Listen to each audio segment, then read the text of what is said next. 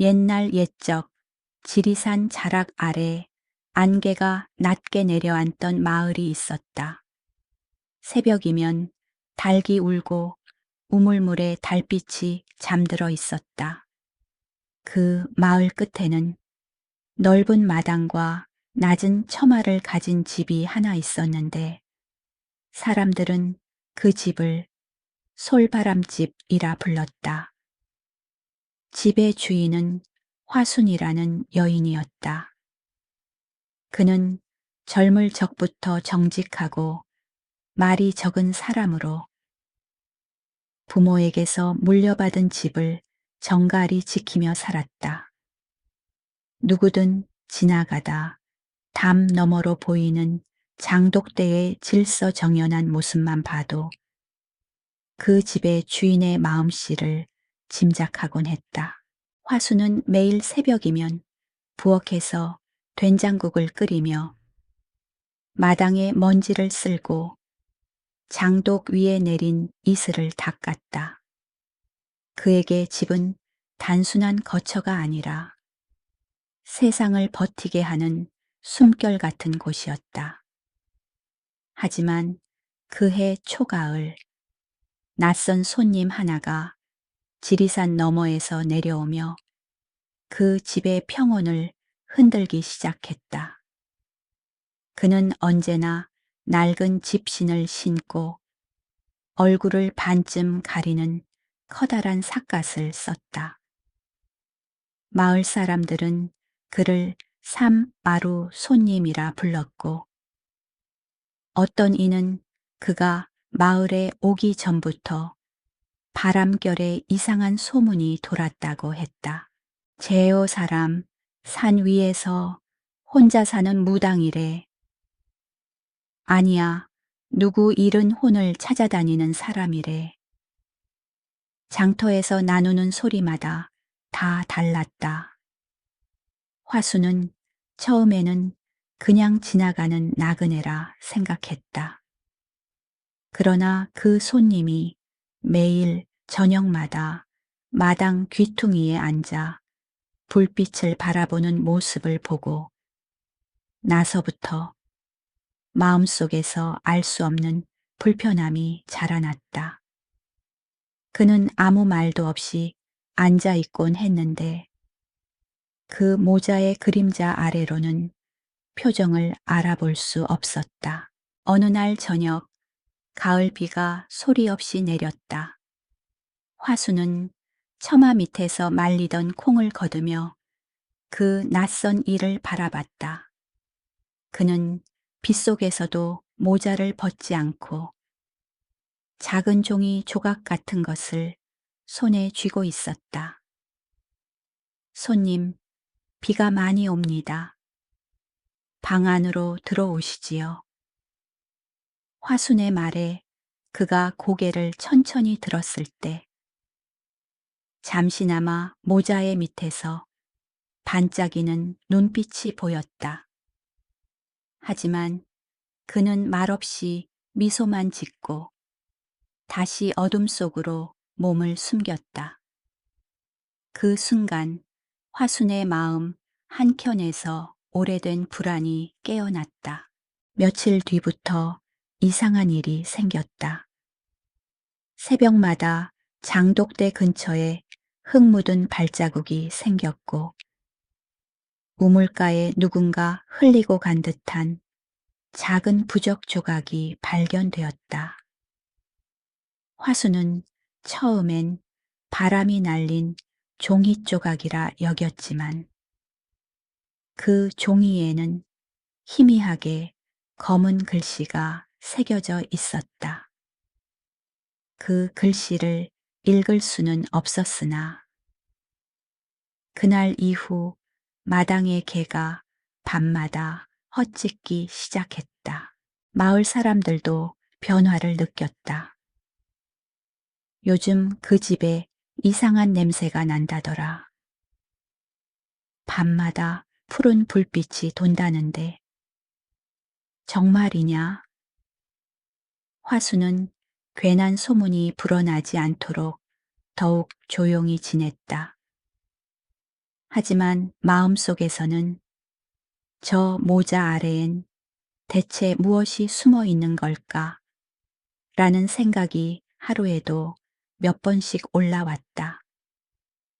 그는 집을 지켜야 했다. 부모님이 물려준 이곳, 이 장독대, 이 마당, 그리고 집의 이름을.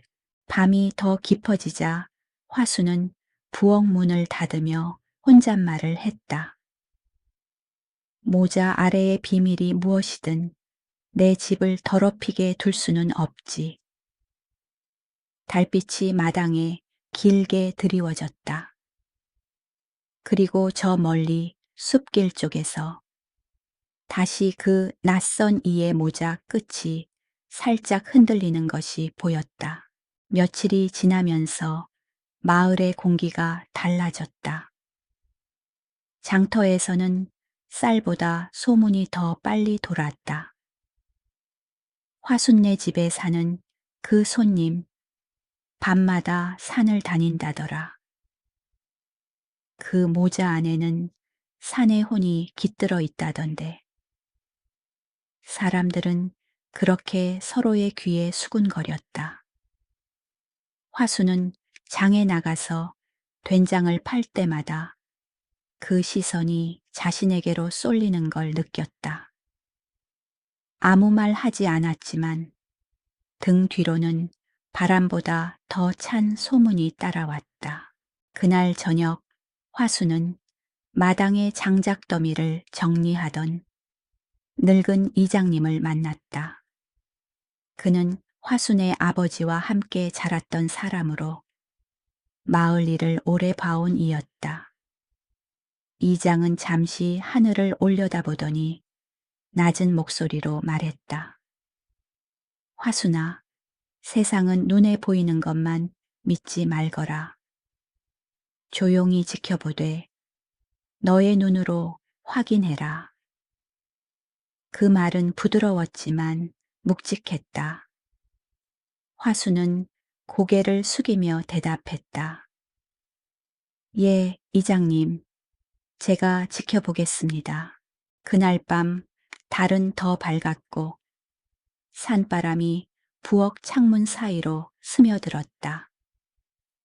그 모자 쓴 손님은 여전히 말이 없었다. 그는 불빛에 등을 돌린 채 손끝으로 모자의 끈을 매만지고 있었다. 화수는 부엌문 뒤에서 그를 지켜보다가 조용히 숨을 내쉬었다. 정말 아무것도 아닌 걸까? 아니면 모두가 눈치채지 못한 걸까? 생각이 꼬리에 꼬리를 물었다.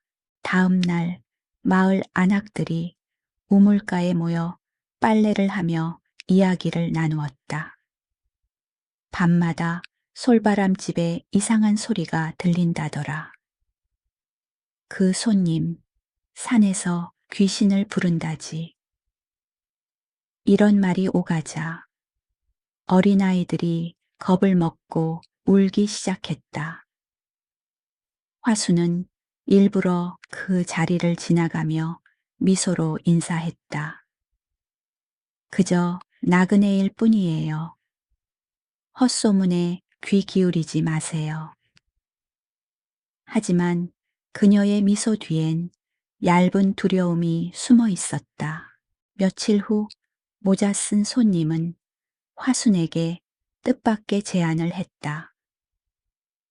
부엌 뒤편에 오래된 항아리 하나만 나에게 맡겨주시오. 며칠 뒤 돌려드리리다.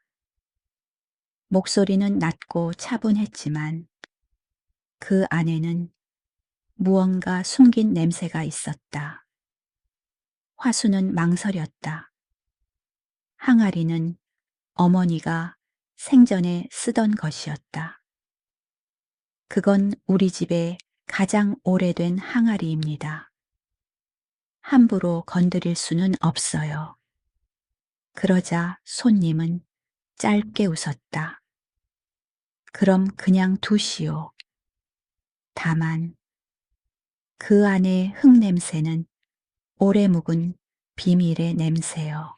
그날 밤 이장님이 다시 찾아왔다. 화순아, 부엌 뒤를 잘 봐라. 그 사람의 발자국이 어디로 향하는지 확인해라. 화수는 등잔불을 들고 부엌 뒤로 나갔다. 흙바닥에는 분명 누군가의 발자국이 있었다. 그 자국은 항아리 쪽으로 향하다가 갑자기 사라졌다. 마치 땅 속으로 스며든 것처럼 화수는 등잔을 들며 중얼거렸다. 모자 아래에 숨은 것이 사람인지 아니면 다른 것인지 알아야겠네. 달빛은 점점 흐려지고 산 위에서는 늑대 대신 이상한 바람 소리가 들려왔다. 그리고 그 바람 속에서 누군가의 낮은 웃음이 섞여 있었다. 밤은 깊어지고 솔바람집의 마당엔 서늘한 기운이 돌았다. 그날 새벽 화수는 잠에서 깼다. 귀를 기울이자 마당 한쪽에서 흙이 긁히는 소리가 들렸다. 등잔불을 들고 문틈으로 내다보니 그 모자 쓴 손님이 장독대 앞에 서 있었다. 그는 한참 동안 무언가를 꺼내더니 조심스레 항아리 속으로 밀어넣고 있었다. 화수는 숨을 죽였다. 손님이 돌아서자 모자의 밑자락에서 미세한 푸른 빛이 새어 나왔다. 다음 날 아침 아무 일도 없었다는 듯 손님은 마루 끝에 앉아 따뜻한 차를 마셨다. 그러나 화순의 눈은 항아리 쪽에서 떨어지지 않았다. 바람이 불 때마다 항아리 뚜껑이 살짝 흔들렸다. 점심 무렵 마을 아이 하나가 뛰어와 말했다. 아줌마, 어젯밤에 그 아저씨가 산길로 올라갔다가 새벽에 돌아왔어요. 손에 뭔가 들고 있었어요. 화수는 잠시 아이를 바라보다가 고맙다며 떡 한 조각을 쥐어주었다. 아이가 돌아간 뒤 그녀는 조용히 항아리 뚜껑을 열어보았다. 그 안에는 검은 천 조각 하나가 들어 있었다. 천엔 이름 모를 부적이 그려져 있었고 가운데엔 작은 붉은 매듭이 묶여 있었다. 이상하게도 천에서 익숙한 냄새가 났다. 오래전에 어머니가 기도하던 날 피우던 향 냄새였다. 화순의 가슴이 뛰었다. 이건 왜 우리 집 항아리 안에 있는 거지? 그 순간 누군가 부엌 문을 살짝 열었다. 손님이었다. 그건 당신 집을 지켜주는 부적이요. 겁낼 필요 없소. 화수는 천천히 고개를 들었다. 그런데 왜 몰래 놔뒀습니까? 부탁도 없이. 손님은 잠시 말이 없었다. 그리고 짧게 대답했다. 이 집에 오래된 혼이 머물러 있었소. 그 혼이 떠나야 당신이 편히 살 수 있어. 그 말이 끝나자마자 손님은 다시 모자를 눌러쓰고 마당을 가로질러 나갔다. 화수는 그 자리에 한참 서 있었다. 마음 한켠에서는 그의 말이 믿기지 않았지만 또 한켠에서는 왠지 모르게 가슴이 떨렸다. 그날 밤 부엌 뒤 항아리에서 바람이 새어 나오는 듯한 소리가 났다. 뚜껑이 흔들리고 장독대 근처의 개가 길게 울었다. 화수는 이불을 덮은 채 눈을 감았다. 그러나 귀를 막을 수는 없었다. 그녀는 결국 등잔불을 들고 마당으로 나갔다. 항아리 옆에는 흙으로 써 내려간 글자가 있었다. 믿음은 의심 속에서 빛난다. 그 글씨를 본 화수는 가슴이 서늘해졌다. 이건 어머니가 자주 하시던 말씀인데 그 순간 부엌 창문에 달빛이 비치며 누군가의 그림자가 스쳐갔다. 화수는 두려움을 억누르며 마음속으로 다짐했다. 내일 이 사실을 모두 앞에서 밝히자. 더 이상 혼자 의심하지 않겠어. 그녀는 새벽까지 잠을 이루지 못했다. 달은 천천히 지리산 능선 뒤로 숨어들었고 개 짖는 소리도 이내 멎었다. 새벽 달기 울 무렵 화수는 마당에 나와 장독대 앞에 서 있었다. 밤새 내린 이슬이 항아리 뚜껑 위에서 반짝였다. 그리고 마음속에 확실한 결심이 자리했다. 이제는 그 모자 아래의 비밀을 모두에게 보여줘야 한다. 그날 해가 뜨자 마을 사람들은 평소보다 일찍 장터로 향했다. 솔바람집에서 뭔가 큰일이 일어날 거라는 소식이 이미 퍼져 있었기 때문이다. 화수는 새벽부터 장독대 앞을 정리하고 항아리 하나를 마당 한가운데로 옮겨 놓았다. 모자를 쓴 손님은 여느 때처럼 조용히 마루에 앉아 있었다. 그의 눈빛은 여전히 읽을 수 없었고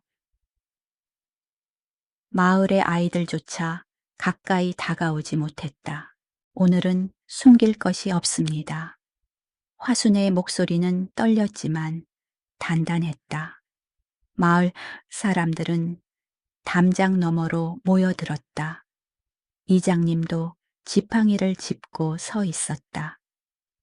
화수는 항아리 뚜껑을 열었다. 안에는 어젯밤과 다름없이 검은 천 조각이 들어 있었다. 이 천은 제 어머니가 생전에 쓰시던 부적과 같습니다. 그런데 왜 이분이 그것을 제 집에 숨겼을까요? 사람들 사이에서 웅성거림이 일었다. 모자 쓴 손님은 천천히 자리에서 일어났다. 그의 목소리는 낮았지만 마당 가득 울렸다. 이건 숨기려 한 게 아닙니다. 지리산에서 내려온 혼을 막기 위한 것입니다. 이 집에 오래 머물던 혼이 아직 떠나지 못했지요. 그러자 어떤 안악이 물었다. 그럼 왜 밤마다 몰래 움직였소? 왜 화순이 몰래 두려움을 느끼게 했소?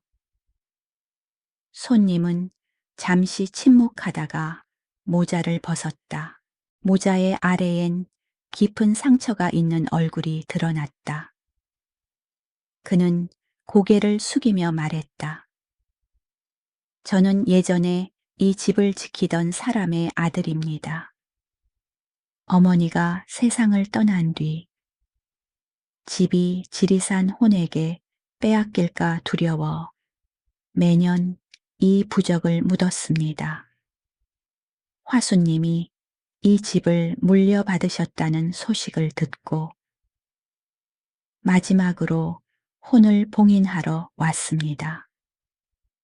그의 말에 마당은 정적에 잠겼다. 화수는 모자를 들고 그를 바라보았다.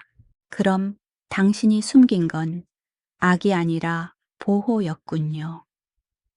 화순의 말에 손님은 고개를 끄덕였다. 하지만 사람들은 그 모자 아래의 그림자만 보고 두려워했소.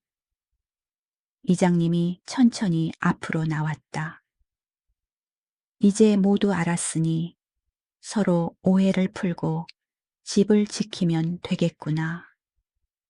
산도 사람도 혼도 제자리를 찾아야지. 그의 목소리는 바람처럼 따뜻했다. 그날 오후 마을 사람들은 솔바람집 마당에 모여 항아리의 흙을 새로 덮었다. 손님은 다시 모자를 썼지만 이번엔 그 얼굴에 미소가 비쳤다. 이제 혼이 편히 잠들 것입니다. 화수는 고개를 숙이며 답했다. 당신 덕분에 제 마음의 혼도 떠날 수 있을 것 같아요. 그리고 사람들은 그를 배웅하며 작은 밥상을 차렸다. 장독대 옆에서 된장국 냄새가 피어올랐고 아이들이 웃으며 뛰놀았다. 해가 지리산 뒤로 내려앉자 이장은 사람들에게 조용히 말했다. 이제 그만 집으로 돌아가자. 오늘은 이 집이 다시 살아난 날이니. 모두가 고개를 끄덕였다. 화수는 남은 사람들과 함께 장독대 앞을 정리하며 이제는 더 이상 그 모자 아래를 두려워하지 않았다. 그곳엔 비밀 대신 지켜낸 마음이 자리하고 있었다. 해가 완전히 넘어가고 지리산 자락에 긴 어둠이 내렸다. 솔바람집의 마당엔 등잔불이 하나 켜져 있었고 부엌에서는 된장국과 구운 생선 냄새가 퍼지고 있었다. 화수는 조용히 밥상을 차리며 이장님과 모자를 쓴 손님, 그리고 몇몇 이웃을 불렀다. 모두가 작은 상을 둘러 앉자 긴 하루의 긴장이 서서히 녹아내렸다. 오늘 덕분에 제 마음이 한결 가벼워졌습니다. 화순이 숟가락을 들며 말했다. 손님은 고개를 숙였다. 제가 괜한 두려움을 드렸지요. 하지만 어머니의 약속을 지켜야 했습니다. 이제야 그 약속을 마쳤습니다. 이장님이 웃으며 국을 한 숟갈 떠먹었다. 사람 마음이란 게 그래. 숨긴다고 없어지지 않고 밝히면 오히려 편안해지는 법이지. 밖에서는 아이들이 뛰어다녔고 개가 길게 하품을 했다. 밤 공기엔 된장의 구수한 냄새와 나무 타는 향이 섞였다. 화수는 부엌에서 마지막 반찬을 꺼내며 창문 너머로 달을 바라보았다. 달빛은 장독대 위에 고요히 내려앉아 있었다. 그녀는 속삭이듯 중얼거렸다. 이제 이 집은 다시 제 자리를 찾았네요.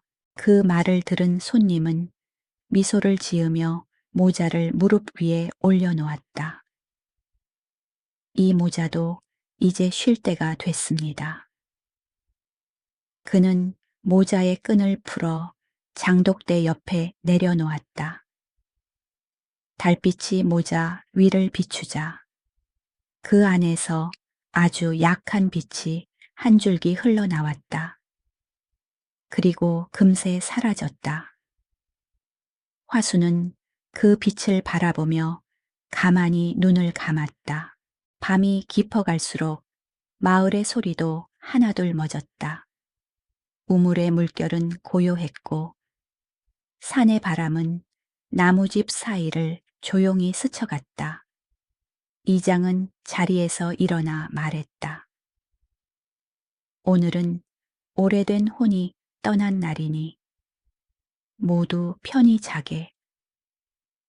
사람들은 고개를 숙이며 집으로 돌아갔다. 마당엔 화순과 손님만 남았다. 손님이 마지막으로 고개를 숙였다. 이제 저는 산으로 돌아가겠습니다.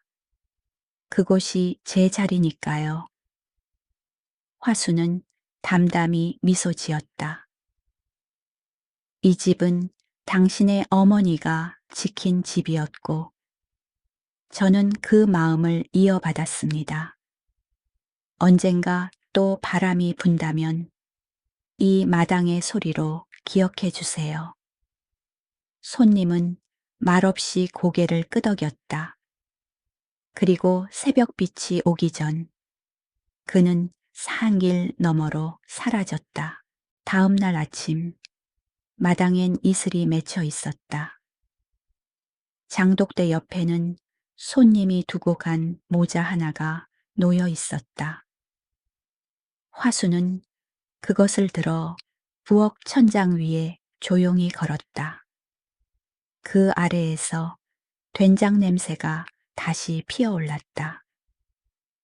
그는 창밖의 산을 향해 조용히 속삭였다. 당신의 비밀은 이제 제 집의 평화가 되었어요. 그날 밤 솔바람 집은 다시 옛날처럼 조용했다. 달빛은 마루를 가득 채우고 개는 문 앞에서 잠들어 있었다. 바람이 살짝 불자 천장에 걸린 모자가 흔들리며 부드럽게 소리를 냈다. 그 소리는 마치 잘 자라 라고 속삭이는 듯했다. 화수는 미소 지으며 이불을 덮었다.